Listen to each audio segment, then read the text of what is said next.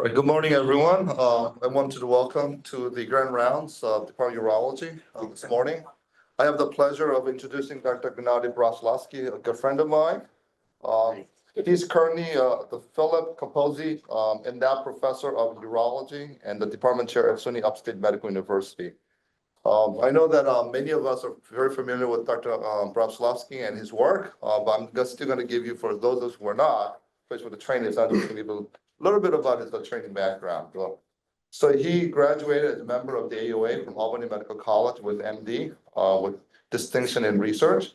From there, he went on to do urologic residency training under Dr. Barry Cogan at Albany Medical College. Then went on to do his urology oncology fellowship at the National Cancer Institute, and he served as a senior staff member at NCI until about 13 years ago. Yeah, go in now. Okay. Don't know who that is. About 13 years ago, he moved from there to be the chair of the Department of Urology at SUNY Upstate Medical University in Syracuse, New York. Again, he has been in that role since then. And in February 2021, he became the endowed professor of Phillip Capozzi of urology. He has co-authored over 200 peer-reviewed publications in numerous book chapters and editorials. Also, he has trained dozens of residents and fellows in urology and urologic oncology. And I was learning from him yesterday about it because I'm still, a lot of ways, still struggling how to phase in my cases with the resident training, and was learning from him some of the tips. As well, most recently, he served as the president of the SUNY, and glad to announce that he has been nominated to become the president-elect of the Northeastern section of the AUA. Congratulations, Dr. Bratslavsky, and we're super delighted you're here to give us a talk on surgical management of renal cell carcinoma beyond blood loss and incisions. Okay, good morning. Pleasure to be here. A couple of disclosures. There will be no pharma representation. Yale was a place dear to my heart. I came here as a medical student for a second look for residency. Dr. Weiss was a chair. You may remember. He was the OB pediatric urologist. Something about the old guys I liked. I came to see Weiss, and I did another second look at LIJ.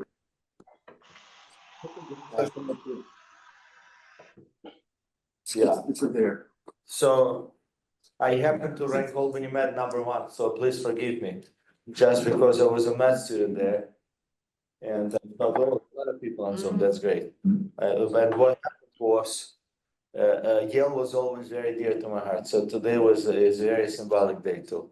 I don't know if I ever have a medical school rejection letter from Yale. Usually I start my lectures by showing rejection from medical school. There was a year I got rejected from each one. So I have a whole collection. And of course I have my rejection letter from SUNY Upstate, where I'm now chair. I have it framed. And every time dean or CEO show up or a president to discuss a new project, I'm like, read this. Nice reminder. Anyways, I have a lot of authority, but you will see it throughout the lecture. Great to see you all. I figure I have to talk about something while we're starting the slides. Anyways, here we go. Okay, so we talked last night about resident training. Yeah, I don't know if any of you would want to be trained with us, but many of my questions often deal with people thinking that you're, as I told Isaac last night, if you come to my operating room, you may think that you're either ophthalmology or neurology department, because for my residents, I usually have two questions. One is, I'm gonna drop some of the words, but one of them is, are you blind? And the other one, did you just have a stroke?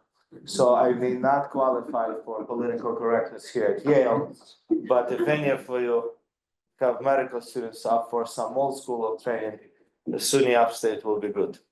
Anyways, and of course, on research topic, I also mentioned that as I was interviewing, this was a time of robots coming over. This was like almost 20 years ago. I figured I could be the first robotic oncologist. And I interviewed at the NCI for my fellowship. Of course, I interviewed at other places, but I remember spending 4 hours at the tumor board talking about mutations, talking about research. animal xenograft model, sputum cancer. And then I did another robotic program where the research was focused on 3 versus 5 millimeter ports and how big the scars were. So I think it scarred me so much that I really went to NCI for fellowship. And I said, I will never study scars and blood losses. So anyway, so I think that's a good one to tie everything up. So surgical management of RCC beyond blood loss and incisions, as I will try not to show you too much of a boring data. So I will talk about kind of 3 things today, and hopefully will serve as a surgeon for this talk. And I'm happy that Dave Brown is here, because we certainly need guys like him, although sometimes. That will talk about role of surgery in renal cell carcinoma in locally advanced. I will talk about role of medical therapy, both neoadjuvant and adjuvant, for students given before or after the treatment local advance, and role of surgery in metastatic RCC, and I'll try not to keep it too boring. So just to get it out of the way, this is something we published in 2015. It's not self-advertising, but since we're talking about local advance, this was first ever in the world level 3 IVC thrombectomy. Of course, I was held from publishing it, but that's okay. It was an 11 centimeter IVC thrombus. You can see the upper extent of the thrombus extending to the level of hepatic veins. We did this with the robot a couple of years before that. This patient is now over 10 years out. It was a cover of Urology. She was a huge woman. The only reason I did her with the robot is because I knew she would not heal and I would not get her off vent if I gave her the old good fashioned Mercedes. And then we lost an IV on post-op day 1, but she was drinking and eating and walking, and I sent her home. And I said, maybe there is something to do with these stupid things. And of course, I had another guy who showed up with a nasty recurrence. We crossed concava, we opened it up, there was a tumor inside the cava wall. So what are you gonna do? So we cut out a cava, we put a graft, this is all with the robot. And I figured that we probably still have a little bit of a role for the surgical technique. And then, as I was preparing this talk, I figured like, okay, let's take a look at some of the things, if drugs have a lot of role or have any role in the management of renal cell carcinoma. So I will focus for a few minutes, perhaps here. Can you see me moving the pointer? Good. So I just want to make sure that people on Zoom can see. So this is a phase 2 of a neoadjuvant axitinib in patients with the IVC thrombus. Of course, question is, and there's more than one paper, but I think this is important because it looks at the level of the thrombus.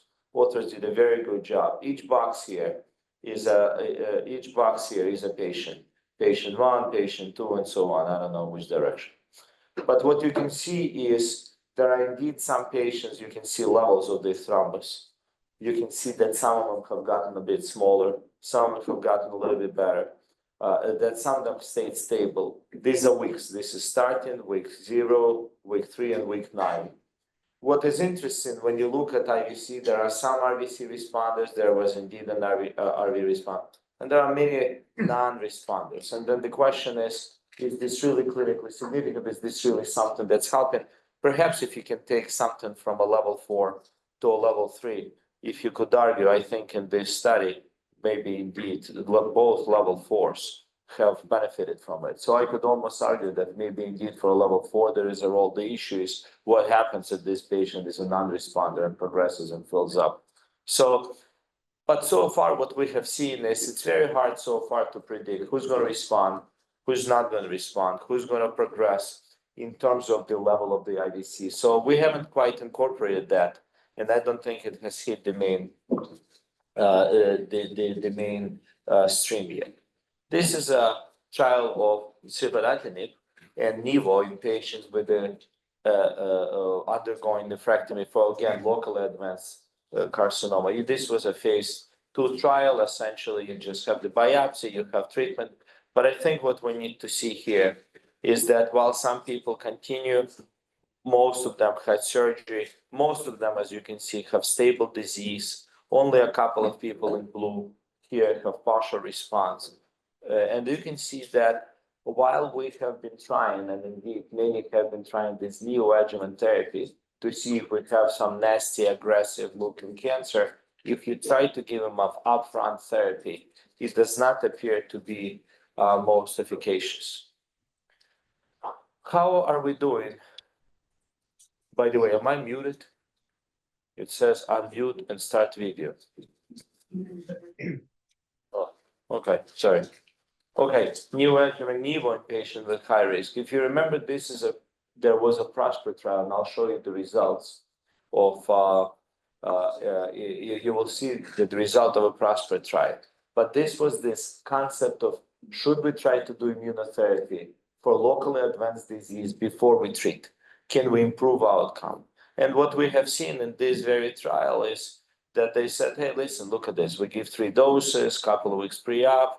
Some people got worse, some people got better. Maybe if we do a bigger trial, we will do well. And when I was president of the SUNY, we figured that we do the trial, except now I don't know how to advance the slides.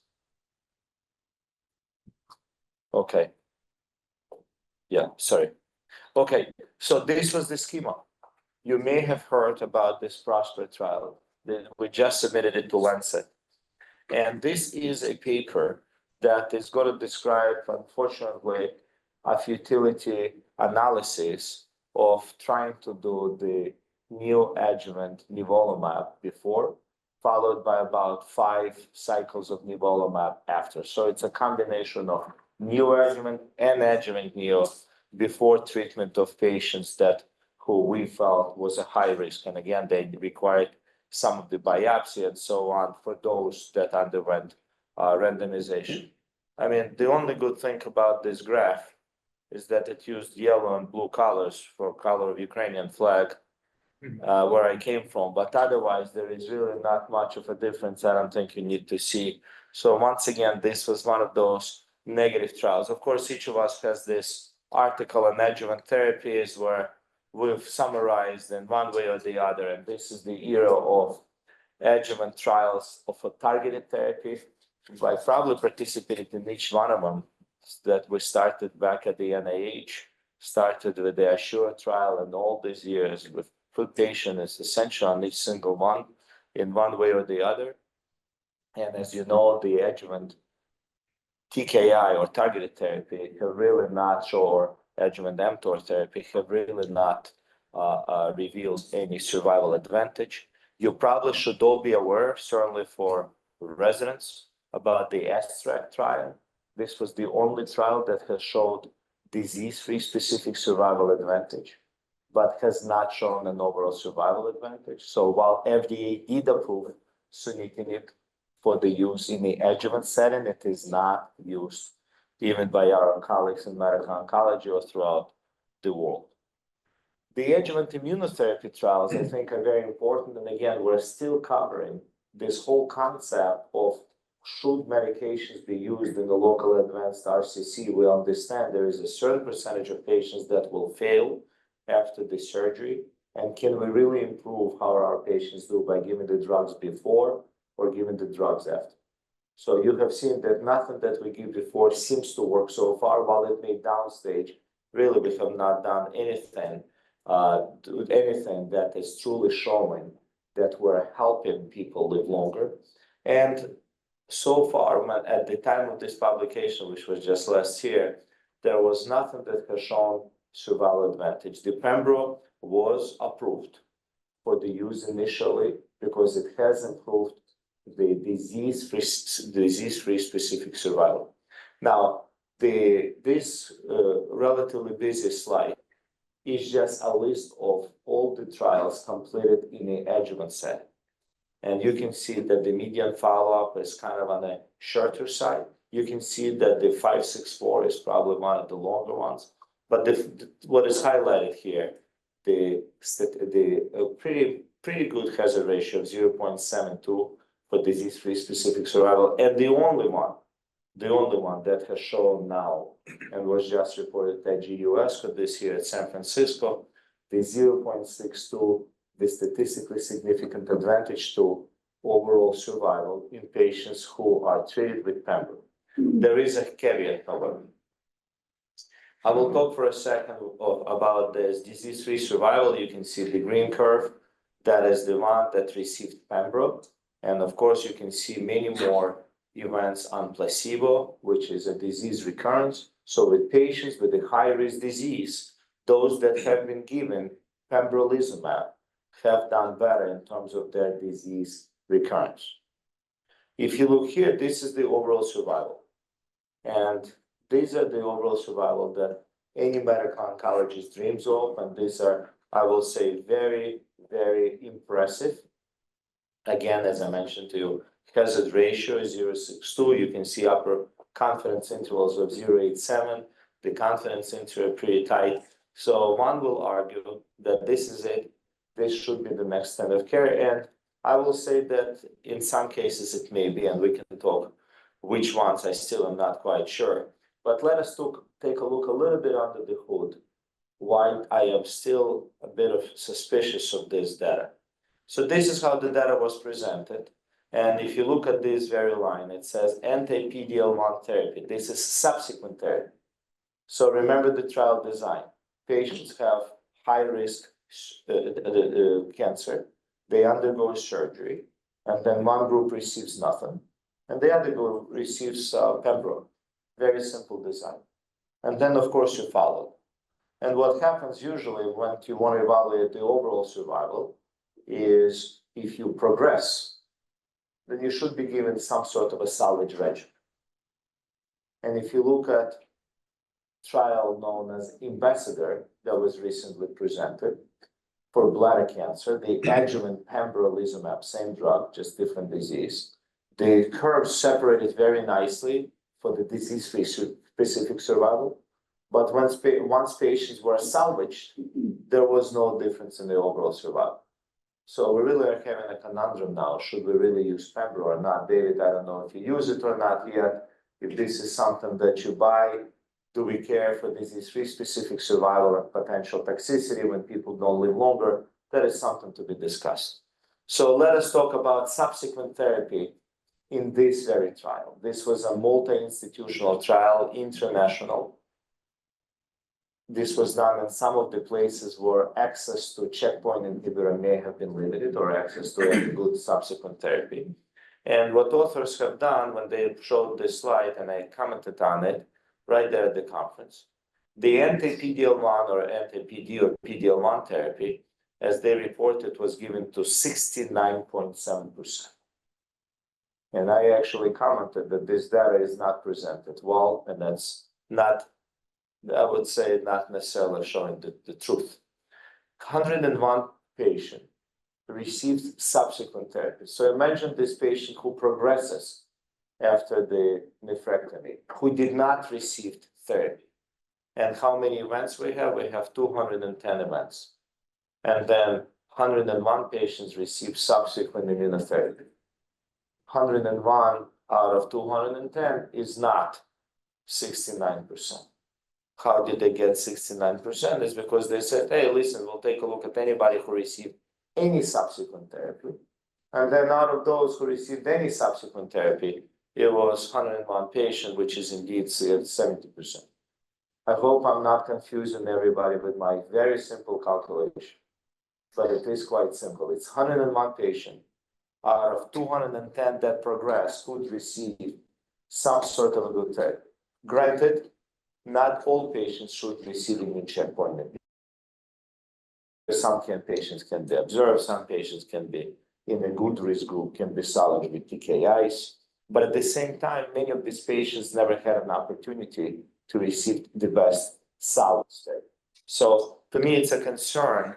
And the only way to answer this concern, I suggested to Dr. Chivari, the primary investigator, is to compare outcomes of those that received pembro upfront, and then those who progressed and received immune checkpoint inhibitors as a salvage therapy. And if that difference in survival holds, it makes a lot of sense to use it.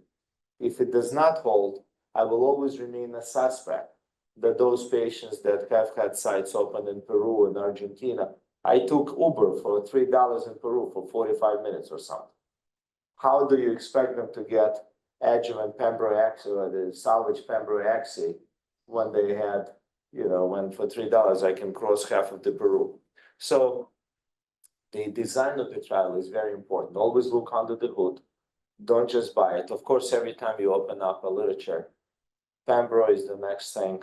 I'd say the adaptation is going to be very high, and we may use it as well, maybe for some patients. But let us be very cautious how the trial was designed, and I really hope that the authors will provide this data. So, in a quick summary of the first part, when we talk about locally advanced renal cell carcinoma, I may probably honestly state that as of today, that no neoadjuvant therapy has become a standard of care, but maybe could be considered. Maybe once in a while you see an old friable woman, frail, fragile, who is not going to tolerate a big surgery. And maybe these are the good people in frail, maybe those who need rehab and they feel you need to do something. But it is not a standard of care. So when you do see the tough, difficult renal masses, don't shy away and say, let me start on this. There is really no good evidence that that's something that should be done. There is no neoadjuvant trial that has improved survival, and I think that should be stopped with that. Only one adjuvant trial has improved survival, and that's Keynote 564. But do we believe it? I mentioned my thoughts. And we still need for better adjuvant combinations, biomarker, better imaging, just because, remember, in the adjuvant setting, while we subject people to this treatment, we still subject a very high number of patients, as close to 50%, to a therapy that may not be needed because some of these patients will never recur. So we're treating all, again, in the adjuvant setting with some toxicity, and I'm still not sure if there is truly a survival advantage when we look at the subset, and we're waiting for that result. So I'm going to talk a little bit on the role of nephrectomy in metastatic renal cell carcinoma, because I was hopefully somewhat convincing that in the locally advanced, as urologists, we still have a role. And it's not because we need to hang on to our work RVUs or be busy, but despite us as urologists trying to contribute patients and improve the care in lack of good biomarkers, we are still the people who will provide relief and cure to these people. So when we look at metastatic renal cell carcinoma, rather than again reporting on blood losses and scars and incision types and approaches, let's talk conceptually a couple of things. So why this whole concept that nephrectomy was good? Why was it really such a great idea, and why did we embrace it? Why did we do studies? Because maybe we reduce number of malignant cells just by taking this big bulk out. Maybe we provide palliative symptom relief. That should still probably be one of the gold standard indications. Maybe this big kidney mass is a immunosuppressive sink. I don't know what it means, but that's something that we always talked about. And maybe there is a high probability of response to a medical therapy. And that is something that we are still trying to figure out. There are, of course, disadvantages, the morbidity, mortality. There may be a disease progression during recovery period. Indeed, some people undergo morbid procedure cannot later get their medical therapy. And of course, there is an unnecessary procedure and cost. I'm not going to dwell too much in. You all should know Flanagan study. There's randomized SWOG trial that was prospective, randomized control. It's 1,000 years old, published in December of 2001. And this is something that when we all said, yeah, absolutely, metastatic RCC, you should take the kidney out. It was, as you can see, this enormous survival advantage of about 3.5 months or so. But again, nephrectomy plus interferon was better than interferon alone in randomized setting, and we said, absolutely, let's it. And for the next 20 years, nephrectomy was the standard of care. And this was confirmed in the RCC study, European trial that was done, very similar design. And this is how all this thing came to live, that cytoreductive nephrectomy is good. Then, of course, we have plethora of evidence that in retrospective series, when we started looking backwards, nephrectomy patients in metastatic setting did better. We have this impact of cytoreductive nephrectomy. Look, all these are big names. I think we've seen a couple of them, and I wrote an editorial on that at some point. But look, 19.8 months versus 9.4 months. Then we have this NCDB consortium. Yes, for cytoreductive nephrectomy, these people do better. And then we have another one. And then if you look at all these things, cytoreductive nephrectomy patients just do better, don't they? When you dive in just a little bit and you compare the two groups of cytoreductive nephrectomy and with cytoreductive nephrectomy, without cytoreductive nephrectomy, I don't think you need to be a statistician to see that these groups are very, very different. All these studies, all these retrospective series have documented one thing, not that cytoreductive nephrectomy patients did better. They just documented that as surgeons, we've become very good at identifying those who will likely live and who will likely die if we operate. So we shy away from those that may die. And we say, you know what, maybe just go get yourself therapy. You've got too many spots in your brain. Because when you look at it, it's anything. It's from bone metastases, they're different, from liver, from brain metastases, number of metastases. These groups are very different. So just attributing to one variable that cytoreductive nephrectomy is the reason these people live longer would be wrong. We've tried as urologists, as medical oncologists to identify, can we do better? Can we predict better who should do it? This is, for example, a fractional value of tumor removal. So if you look at this, and if you remove more than 95% of fractional value versus less than 90%, hey, maybe indeed, the more tumor you remove, the better you are. But take a look at this relatively dismal survival. One thing that is clear, and that's something I made this diagram. And I think when I just started at the NCI, I figured that in renal oncology, this was very clear to me. If you have a young, healthy, no CT4, couple of spots of disease, perfect TCOG, then cytoreductive nephrectomy has a role. And if you have old, frail, somebody with brain, bone, liver mets, very little life, then cytoreductive nephrectomy has no role. And then this gray zone is something that remained unanswered for a long time. So let's see, how did we do in trying to answer this question? Of course, the Carmina trial, you should all know it very well. When it came out, everybody talked about it, essentially compared sunitinib versus surgery followed by sunitinib. Showed no difference. Randomized, prospective. Let's look under the hood a little bit. It was a slow enrollment. This trial never completely enrolled. It took them over 10 years or so to enroll this quite a few patients. The best surgical patients were probably operated on, just as I showed before, we're good in selecting. In this trial, 43% of patients had poor risk disease. And of course, we already know that there was no poor risk disease for cytoreductive nephrectomy, unlikely this horrible intermediate risk disease. This trial was designed, unfortunately, with the number of patients and the way they were included. This was designed to fail. If you take people who are dying anyways and you say, okay, let me yank your kidney out and get some sultan, this trial was in such a way that cytoreductive nephrectomy had no role to survive. I had major issue when this trial came out.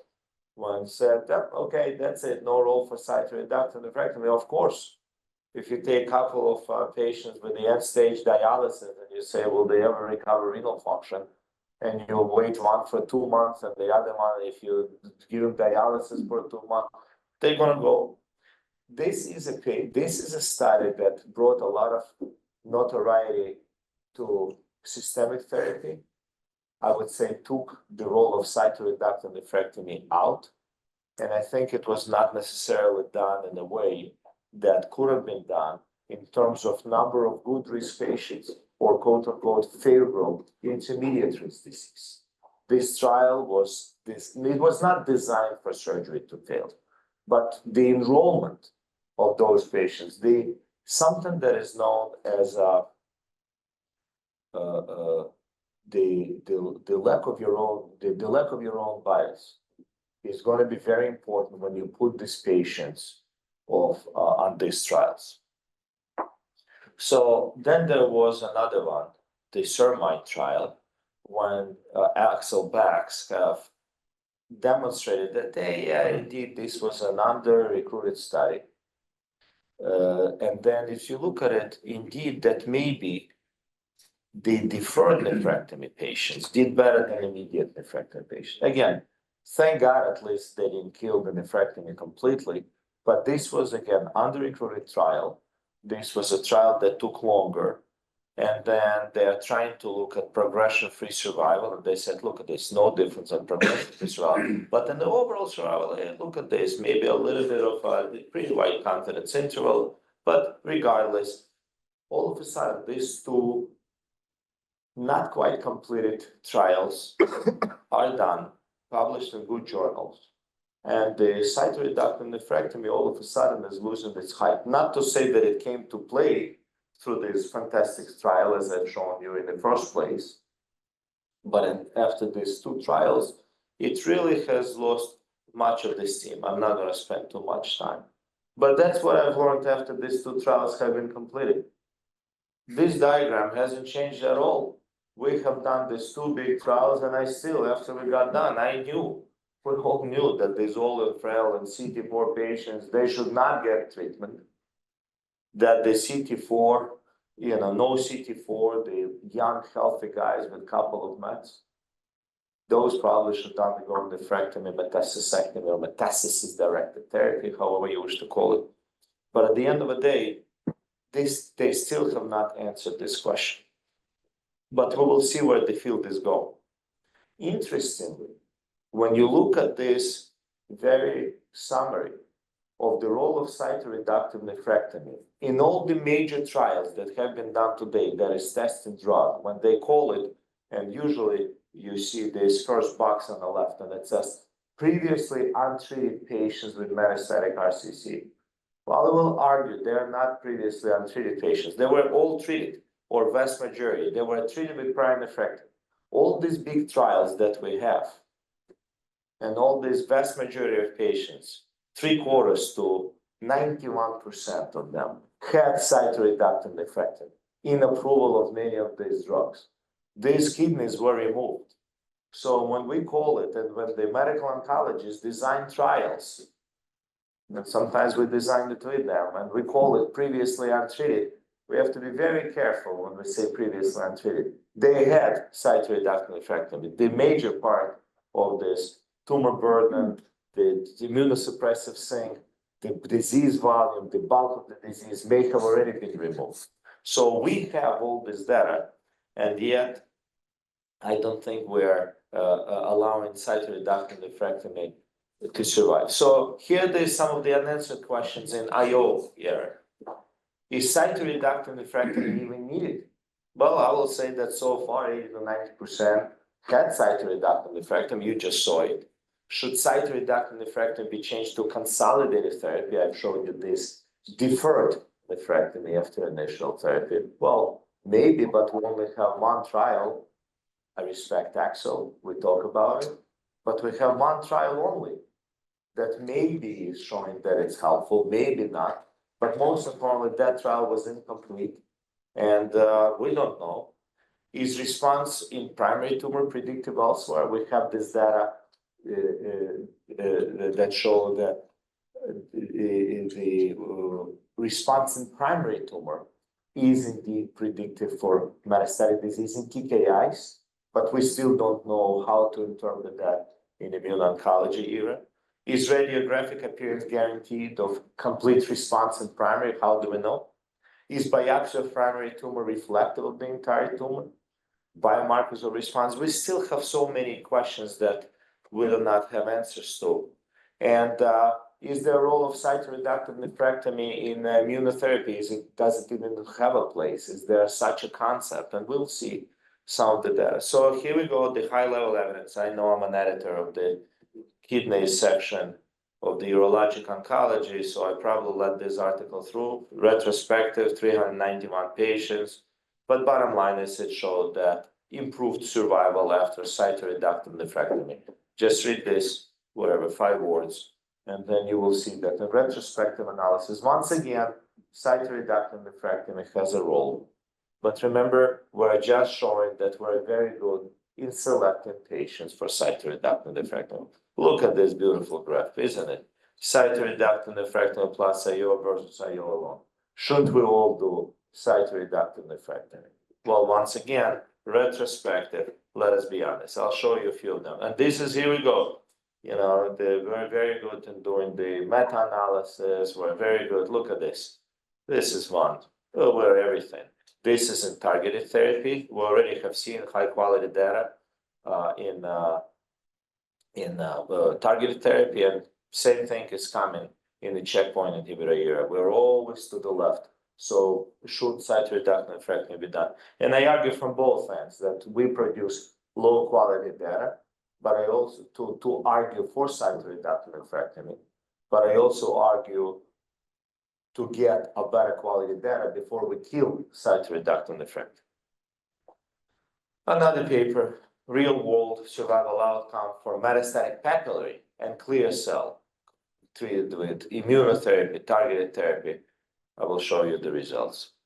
Bottom line is just looking here, it says cytoreductive nephrectomy, yes or no, and then you have your 0.59 for cytoreductive nephrectomy, and this is for papillary, and for clear cell, yes for cytoreductive nephrectomy. Again, in retrospective review, we're very good showing that cytoreductive nephrectomy works. Almost similar graphs that I have shown you before, that upfront nephrectomy. Here we go, European urology. Shouldn't we all do it? But once again, when we start looking back, we always will find this. Same thing for sarcomatoid and rhabdoid. Look at the curves, of course, for yes, always a separation of curves. Shows you the biased results of retrospective looks. Interestingly, French decided to comment on the role of delayed nephrectomy, and they have commented that 63% of time surgeons noted difficulty due to adhesions or inflammatory change. Well, if you want to just comment on the inflammatory changes and adhesions, I'll give it to you 100% of the time. What's the scale? How do you measure it? So thankfully, the guys from Wisconsin did their own little group, and they said, come on, it's fine, it's safe, it's facilitated treatment-free interval, so maybe we should do it. But essentially, they said that it was doable. I think this is an important paper, and please don't memorize this whole page. I will show you where to focus attention. Maybe I should come up with this fact, because I just don't remember how to do it anymore. On pathologic outcomes. So the way this was done, you can see baseline stage, and you can see where they ended up. These are patients who received nephrectomy and following immunotherapy. So we said, hey, listen, maybe we should do immunotherapy. Let's see how we do. Can we upstage? Can we downstage? Can we improve it? And take a look what happened. Some guys became T0, some became T1, and so on and so forth. But I think this is probably the pathologic outcome. It's probably the best thing to look at. Baseline and pathologic T stage, about 13% have achieved T0, which is about 1 in 6, 1 in 7 patients. When you treat patients with immunotherapy up front, we will have PT0, meaning all the tumor is gone from the kidney. So we can actually avoid nephrectomy. Fantastic. The question is, how do we know which one of this? Do we biopsy? Do we do extended biopsy? Do we not? They're looking from the other way. I will say that 87% still got viable tumor in it. So is this something helpful? But it is important to know that in primary tumor, while the checkpoint inhibitors may provide durable response in metastatic disease, let us not forget that we will have to look in patients' eyes, and we will have to tell them that we are not treating you in primary tumor successfully, maybe about 13 or so %. This is my case, 2017. That's my name. I should redact it, because this is not a very rewarding operation. I had a patient with sarcomatoid RCC. I thought he was going to die. We gave, according to everything that we knew upfront. Nevo, he melted in 5 months. He said, I'm done. I don't want to get any more treatment. He's still alive. In fact, I discharged him from follow-up. They said, take that kidney out. I said, it looks bad. He's like, take that tumor out. I did. Here we go. He was one of these 13-16% of viable. This is a case when you want to go take a shower afterwards because you feel like you just hurt somebody for nothing. But you will do it, unfortunately, in the checkpoint inhibitor era, 1 out of 6, 1 out of 7 times, but 85% of the times there will be something. So there are some considerations. Most data supported cytoreductive nephrectomy in setting of IO is based on extrapolated data pertaining to cytokine and targeted therapy.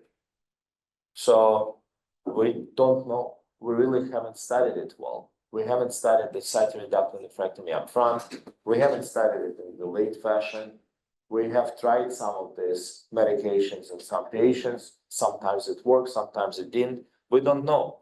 Certainly patient selection is crucial. And when you have somebody with a good performance status, limited site of disease, we probably can or should consider it. We do need answer from randomized trial, and I can argue that cytoreductive nephrectomy metastatic RCC is not that yet.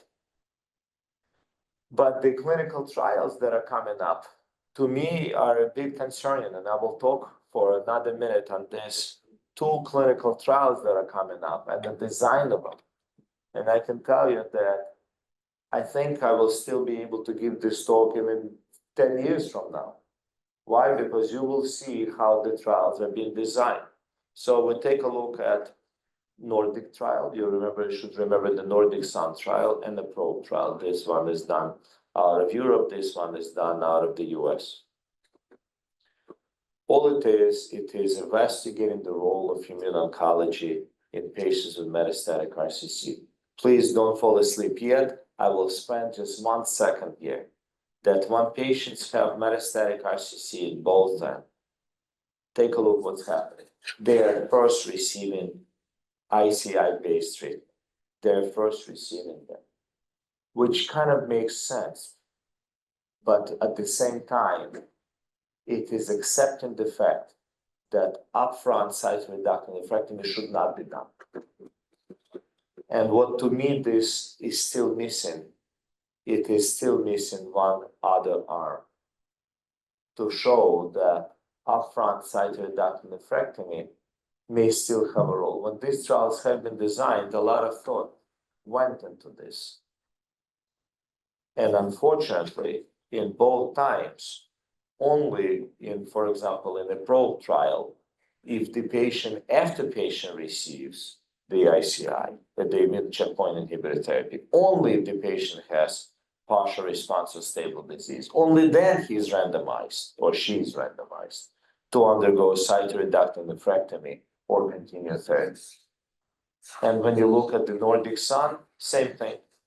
You get your therapy, and then if you have the IMDC less than 3, and then if you have cytoreductive nephrectomy eligible, then you say, oh, let's randomize it. So both of these trials are really pushing the role of cytoreductive nephrectomy to the very end. And I will still argue that while it may make a lot of sense, there are still patients in good risk that may still be excellent candidate, or I would say there will be the intermediate risk if they present with a synchronous disease, but kind of a favorable intermediate risk that may be served well with a cytoreductive nephrectomy up front. But my concern is that these 2 trials, while I think are going to be fantastic and hopefully will help us, I think that the field has moved where, I hate to use the word for no apparent reason, because we have a couple of trials like Hermina for the poor risk patients, or Sermine, as I showed. Somehow the cytoreductive nephrectomy got pushed out, and maybe at some point there will be a renaissance, and somebody will find cash or be able to convince the cooperative group that we should consider cytoreductive nephrectomy be up front again in patients with those that may likely benefit. So here are the conclusions. No drug has been able to reliably substitute surgery or add value to surgery in local advanced disease.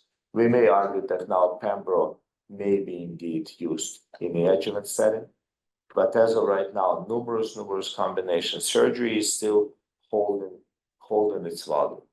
Most clinical trials still utilize surgery in metastatic RCC design, although we can see the new design, we just went from performing cytoreductive nephrectomy anywhere from 75 to 91% of the time. All of a sudden, the new trial design just completely abandoned it. And that bothers me. For most local advanced and select metastatic RCC patient, formalin is still an excellent drug. Let us not forget it. Let us not be indiscriminate. Let us be thoughtful, but let us not forget that we can still add value, and we should still talk to patients that even with checkpoint inhibitors, 85% of the patients will have residual disease in their kidney. So the role of surgery is now questioned and is reflected in recent trial designs. Nothing we can do, but if there is a trial that shows up where surgery is going to be evaluated in the checkpoint inhibitor era, maybe this is something that we should all chip in. We do have a very active research lab that goes all the way. We have the RO1 DoD Mirror Award. We have several labs all kind of living in one. My lab is somewhere there in the back. That's our department. We used to be a group of 2 when we started. We now have 12 offices covering 20,000 square miles of central New York. So for those who are interested for the old school teaching, if you know any other medical students, we'll be happy to see you. And I think that's it. Thank you very much.